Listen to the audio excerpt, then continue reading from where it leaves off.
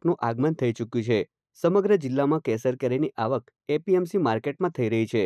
એક મણના એટલે કે 20 કિલોના 1800 થી લઈને 2800 રૂપિયા સુધીનો ભાવ બોલાઈ રહ્યો છે।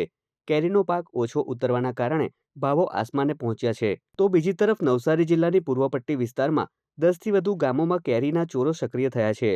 મોંઘા ભાવે વેચાતી કેરી ચોરી કરીને સસ્તા ભાવે વેચવાનું રેકેટ શરૂ થયું છે, જેના પગલે ખેડૂતોએ ભેગા થઈ નવસારી જિલ્લા કલેક્ટર કચેરી ખાતે આવેદનપત્ર આપી પોતાની મોંઘી અને ઓછી ઉતરેલી કેરીઓની સુરક્ષા માટે પોલીસ પેટ્રોલિંગ કરવામાં આવે તેવી માંગ ખેડૂત સમાજના અગ્રણીઓએ કરી રહ્યા છે। કેરીના આસમાને પહોંચેલા ભાવોના કારણે સક્રિય થયેલ ચોર ટોળકીએ સ્થાનિક વજન કાંટા લઈને કેરી ખરીદતા વેપારીઓને વેચી રહ્યા હોવાનું ખેડૂતો ફરિયાદ કરી રહ્યા છે।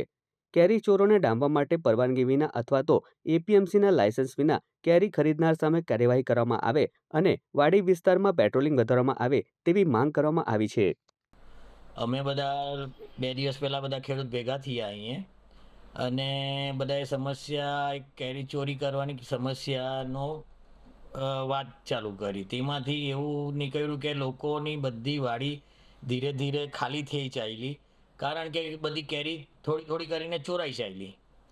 એટલે જેને બધા ખેડૂત એટલા બધા કંટાળી ગયા એટલે બધા ખેડૂતો અહીંયા ભેગા થઈને પછી અમે એવું નક્કી કર્યું કે આપણે બધાને કલેક્ટરને પોલીસ સ્ટેશનમાં ને બધે આવેદનપત્ર આપીએ ને તેનાથી કંઈ ફરક પડે તો અમારો પાક બચી જાય।